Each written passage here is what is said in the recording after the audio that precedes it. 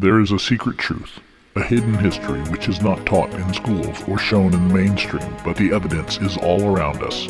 Some choose to ignore it and accept the narrative, while others choose to research and synthesize a full understanding of human history based on the most complete set of evidence available. The occult and the supernatural, cryptids and UFOs, technologically advanced ancient civilizations of the past, hidden global agendas and initiatives of today.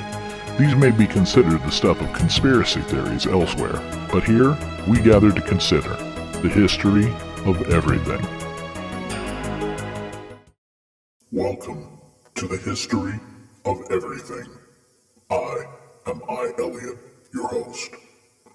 On this program, we will endeavor to explore the history of everything, developing a mega-macro overview of the world in which we dwell, the universe wherein our planet resides, the interdimensional realms beyond that, including the unseen world, and potentially of greater importance, the connections between these various dimensions, to the end of answering the great questions of mankind. How did we get here, and where are we headed? Please like, subscribe, comment, and share with questions as well as any suggestions if we miss something or proceed too quickly, or if you desire a deeper look into any topic. Again, feel free to comment. I beg your patience as we embark on this narrative. Due to its lengthy nature, we have chosen to proceed episodically so as not to overwhelm. Today, we'll begin a journey through a period of ancient prehistory which has been shrouded in mystery, wrapped in dogma, and generally hidden from view or knowledge of the general population. Along the way, we will look not only at lost, missing, and secret history, we'll ask the question, why? Why do these ancient things, places, and events continue to be ignored or obscured, even as modern technology shows us more? Who or what is being protected by the narrative? Why and what exactly are they hiding? Between the fall and the flood, there are many stories to unlock. We've discussed prehistory, creation, and the advent and fall of humanity. Now we'll go behind the veil. A brief disclaimer before we begin. Our narrative is built upon the concept of El, the first cause of existence, the unmoved mover, the originator and source for all of existence, life, light, and energy throughout all dimensions. El is an infinite being, pre-existent, all-powerful, all-knowing, and all-present. We finite human beings cannot fully comprehend or contain the truth of El's being. There are many aspects of El which we can comprehend, but as finite containers, we will always fall short and be limited in our understanding of El. Point 2. We rely on many sources to gather information when it comes to El, as well as many aspects of ancient history. We use the Bible as an informational source, a roadmap of sorts. We understand that the authors were human, and their context at times made their description seem bizarre or fantastic. But we must consider their ancient perspective, their limited knowledge, and extremely finite worldview. Some take the Bible literally, some figuratively, and others dismiss it entirely. There are many levels on which the Bible may be read and understood as accurate. It's actually one of the best verified, least changed texts of any ancient writings, including Caesar's Gallic Wars. Those who throw the Bible away as mere mythology are missing the truth inherent in the text, truth about who we are as human beings and where humanity is headed. And now, Episode 7, Antediluvian, Part 1. Our last episode ended by discussing the fall of mankind. The bad trade for forbidden knowledge when humans exchanged their ideal situation for misery and forfeited their dominion over the earth. The Antediluvian age begins with the closing of the garden, the end of fellowship between the created humans and their creator, and the fall of Lucifer. Here, the blessings cease and the curse of punishment begins. The serpent, punished for its part, was cursed by being reviled by mankind. Of course, the exact intent of Scripture is not clear, but we can easily observe the general fearfulness most of humanity experiences toward snakes, as well as a mistrust or unease toward cold-blooded creatures generally. We may refer to people as being cold-blooded when they seem unfeeling.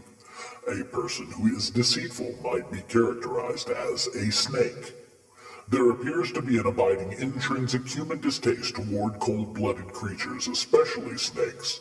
Call it fear, dread, revulsion, or repulsion. It's enmity. Genesis 3:14. So the Lord God said to the serpent, because you have done this, cursed are you above all livestock, and all animals you will crawl on your belly, and you will eat dust all the days of your life. And I will put enmity between you and the woman, and between your offspring and hers. He will crush your head, and you will strike his heel. Was the serpent which corrupted humanity an upright walking serpent prior to this?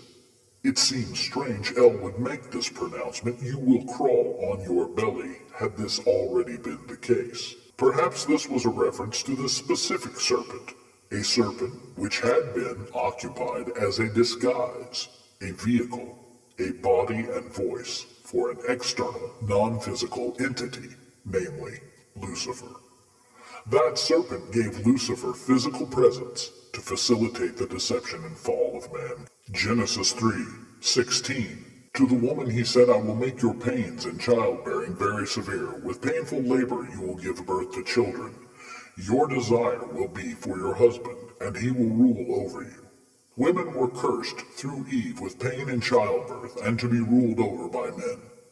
Think about the struggle of women throughout time, and right up to modern feminism and female empowerment models found still in our culture.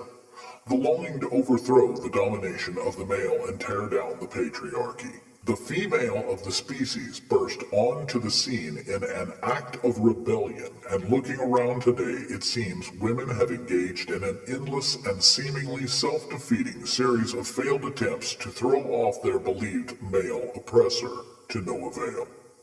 The best equality women could come up with was to adopt the worst characteristics of the male, to once again engage in fruitless exchanges, giving up the very essence of being female in order to be a second-rate knockoff of men. Genesis 3:17. To Adam, he said, because you listened to your wife and ate fruit from the tree about which I commanded you, you must not eat from it. Cursed is the ground because of you. Through painful toil you will eat food from it all the days of your life. It will produce thorns and thistles for you, and you will eat the plants of the field. By the sweat of your brow you will eat your food until you return to the ground, since from it you were taken. For dust you are, and to dust you will return. For man's part, El cursed the ground. The easy days in God's garden were over now. Mankind's life on earth would be focused on and dominated by work and sweat. El made clothing of animal skin for the humans, setting up the long-held biblical principle that sin requires the shedding of blood. This is a theme the Bible returns to over and over. Then El put them out of the garden, and even the creation suffers the effects of the fall. The humans, no longer in the garden, began to procreate and took up agriculture, farming both crops and animals. We are told the murderous story of Cain and Abel, and we see how quickly humans take to being fallen. Cain, in a jealous rage, commits murder, killing his only brother. Cain is marked by God, yet still allowed to live.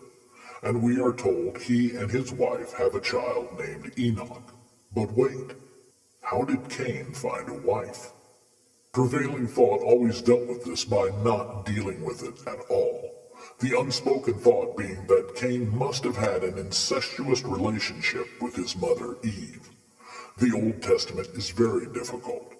There are, in the Hebrew law, many admonitions about sexual relations within family.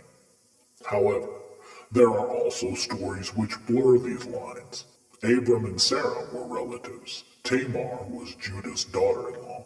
What we will say for now is 1. No laws or commandments had been given prior to this time period. Aside from the "don't eat from this tree" command, they had already broken. 2. As stated previously, once they had eaten from that tree, their dominion transferred to Satan or Lucifer, so it would have been up to him to make and enforce any such rules against incestuous relationships. It is uncertain how this would work genetically speaking. Inbreeding tends to have deleterious effects. Perhaps the gene pool then was more pure, in general, and allowed for greater variation in some way. Or there may be another explanation. Let's consider. Genesis chapter 4 tells the story of Cain murdering Abel. It also tells the story of the birth of Cain's son and several generations of Cain's family. It ends by telling the story of Adam and Eve's third son, Seth. Genesis chapter 5 breaks from the narrative of the previous 4 chapters by pulling back to reveal the genealogy connecting Adam to Noah. Genesis chapter 6 zooms back into the narrative view, but there is no context, no sense of timing or date. Let's look at Genesis 6. When human beings began to increase in number on the earth and daughters were born to them, the sons of God saw the daughters of humans were beautiful and they married any of them they chose. Many scholars believe this narrative picks up sometime just prior to Noah's story based on the timing presented by the previous genealogy, as well as the passages that follow leading quickly into the Noah narrative.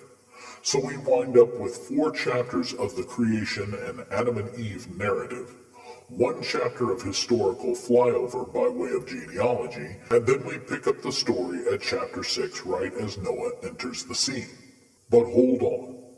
What if the story actually picks up roughly where chapter 4 leaves it?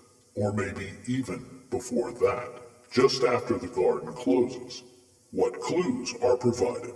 First, we are told humanity began to increase in numbers.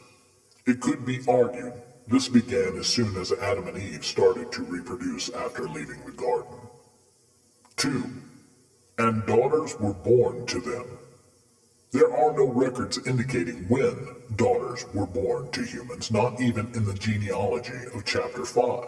There are clearly some women available, as we are told Cain lay with his wife in chapter 4, and each successive generation in the lineage obviously continues to procreate.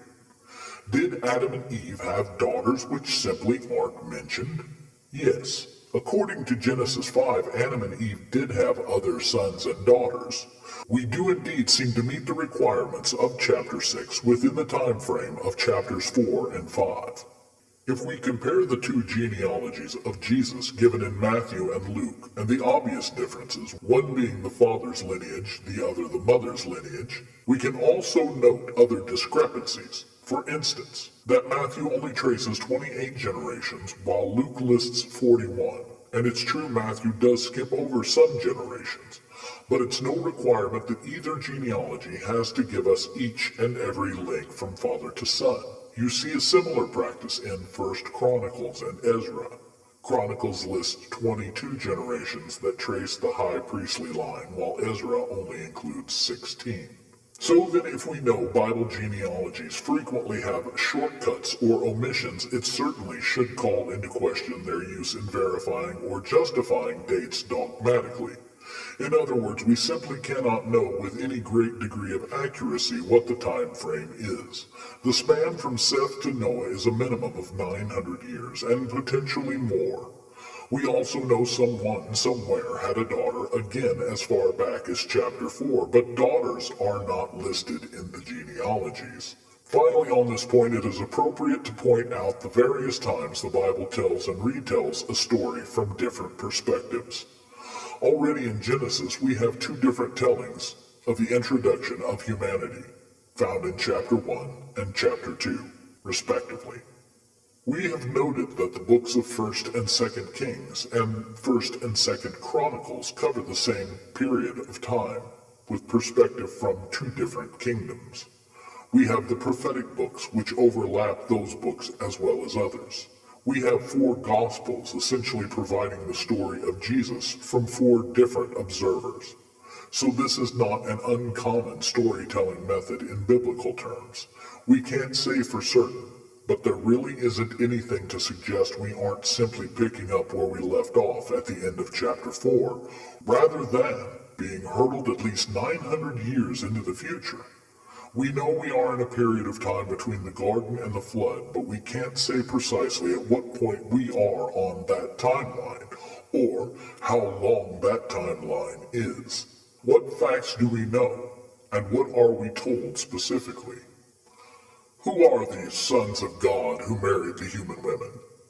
Looking to the Hebrew, this formulation of the Ha-Elohim phrase, or of God, is used poetically in Psalms and in Job to refer to angels as the sons of God or sons of gods. The formulation Bine, or sons, is applied exclusively to supernatural beings. We know from previous episodes that Lucifer and his minions were angels who had been thrown out of heaven and down to the earth.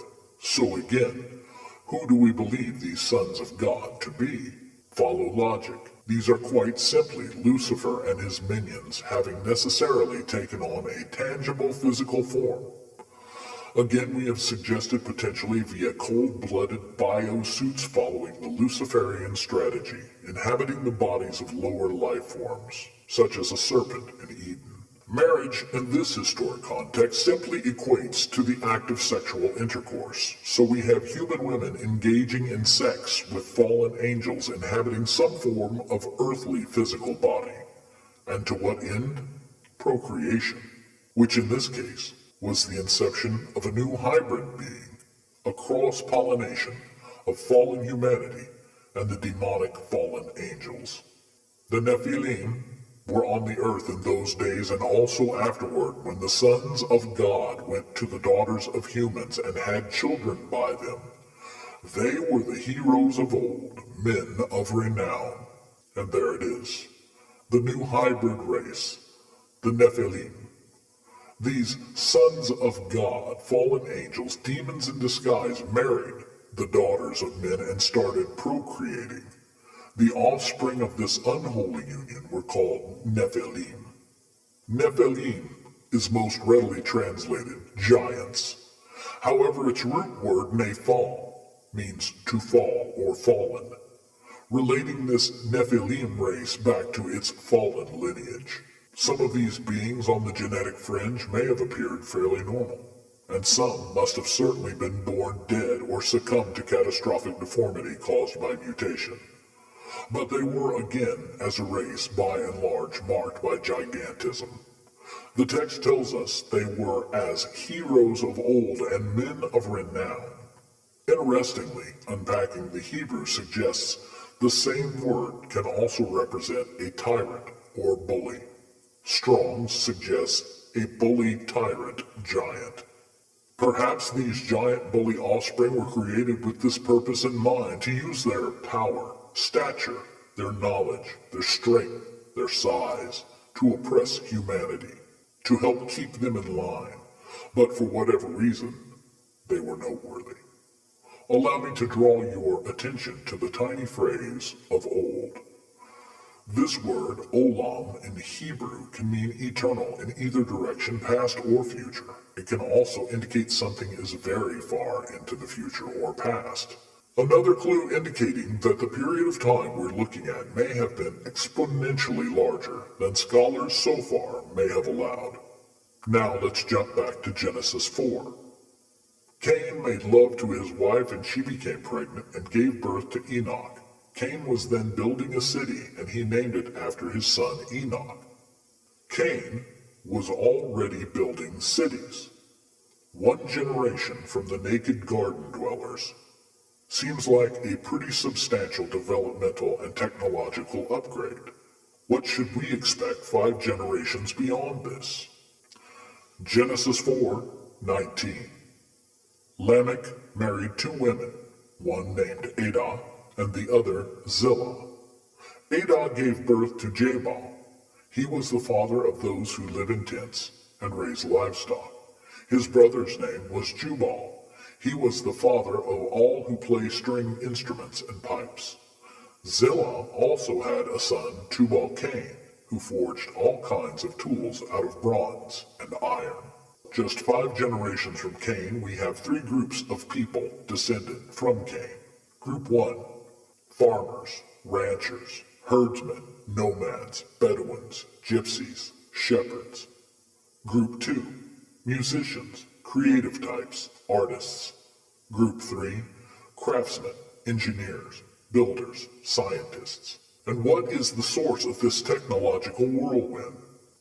And all of this in ancient times according to, and prior to, the ancient text it is found in. Think about the caveman tropes we've absorbed in our lives. Ancient humans evolving over millions of years, discovering fire, inventing the wheel, creating and working with stone tools, the Stone Age, the Bronze Age, the Iron Age. We have been told that the arc of human development during the Stone Age took roughly 2.5 million years. The Bronze Age adds about 1,500 years, and the Iron Age about 800 years. The Bible has this arc of development down to less than 1,000 years, easily. How could ancient people have had access to such immense knowledge so much earlier than anyone has supposed? Think back. Remember what humanity traded their earthly dominion for? Forbidden knowledge. Remember who was there with the humans, who promised them that knowledge, who was crossbreeding with the humans. All these questions have one answer: Lucifer. Lucifer is a supernatural, non-physical, non-material being. In order for him to act and interact directly in this physical material plane with its physical material inhabitants, namely human beings, he must inhabit or possess some sort of physical material body. Initially, this was executed by borrowing from cold-blooded animals, such as serpents or snakes and lizards, allowing Lucifer a physical form. The now incarnate Lucifer would appear and seduce humanity. Once relationship with El was broken, the humans were left alone to inhabit Earth under new management, Lucifer and his minions. Humanity would have become readily aware that they are now at the mercy of an occupying force, a race of fallen angels dressed in reptile skin, taking women at will and procreating to spawn a hybrid race of giant bully tyrants, to act as an embedded police force of sorts, enforcers. Lucifer made good the promise of forbidden knowledge and technology, instructing and potentially enslaving humans to do the work of stone cutting, woodworking, metallurgy, and who really knows what else. Consider the megalithic stone structures found around the world which seem to defy our understanding of ancient people and their level of technological development. Have you ever seen ancient landmarks which seem to be aligned with cosmologic movements ancient people could not have observed? Imagine multiple isolated groups of humans, each group assigned one specific task which is a fragment of the whole, each of these groups being aware only of its own work, with only those at the very top of the project being aware of the master plan. This is called compartmentalization, a strategy often employed throughout history as a means of harnessing the knowledge and skills of an individual or a group to accomplish a small fragment of a given project in order to obscure the actual size, scope, purpose, agenda, or identity of those at the top of the project. Imagine having knowledge, a nearly inexhaustible supply of labor, and a planet full of natural resources. What would you do? What would you make? Allow me to suggest a couple of ideas. Having started out by using snakes, lizards, and other cold-blooded animals as organic biosuits, it seems logical that the first thing these fallen angels would want would be a customized biosuit or earth suit that would be more amenable to their function and purpose. So it seems likely that they designed something still reptilian in nature so as not to render them unrecognizable when inhabiting a physical form. However, it was imperative that they be distinctly non-human, though humanoid in form. Think large head, slender body, Huge dead eyes, smooth skin, non-verbal communication. With the entire planet and the whole of humanity to manage, it seems likely that a means of global travel would also be beneficial. What if, using compartmentalization, these creatures secretly had the humans creating not only biosuits, but flying machines, or at least the piece parts of flying machines which could then be assembled by the overlords? With these flying machines at their disposal, they would not only be able to travel globally and throughout the galaxy, they would also have the ability to move people and resources great distances. Given a few generations, they would be able to appear to the descendants of these same populations under the pretense of being benevolent travelers from other worlds who have come in peace to share knowledge and bring a utopian dream. Here are your Anunnaki, your ancient aliens. They are not from somewhere out in space. They do not represent an advanced culture. They do not bring peace. The knowledge they offer can provide almost anything, but it has never brought peace. They bring the knowledge of misery and death, oppression and enslavement. That's always been the end game. In their eyes, we are cattle. They took advantage of these ancient people, convincing them over time, as their memories faded, that these were just fellow space travelers along for the ride, come down to share advancement. They flooded those primitive human heads with inconceivable knowledge which would ultimately destroy them, while simultaneously allowing these overlords to perpetrate their lies more perfectly. Alien images carved in ancient stone monuments around the world. Depictions of otherworldly technology, megaliths that can't be explained, just demons in disguise, enslaving humanity yet again. Pre-ancient and primitive people, 500 years in from the beginning, mining, refining, forging metals, creating and playing musical instruments, quarrying, moving, and placing enormous megalithic stones with astonishing power and accuracy. Charting out the movement of stars and planets with the layout of their building projects all around the globe in Egypt, Mexico, South America, Turkey, England, the Easter Islands, many in places where people and technology should not have been at this time. And today, where do the bloodlines run that were spawned? The hybrid humans, the half-castes, the Nephilim, those who can trace their DNA back to something not quite human. Do we believe they have disappeared? Do we think back to cultures who believe their royalty was also deity, a god king? Do we consider the pantheons of gods and demigods found in various cultures to be anything more than mythology?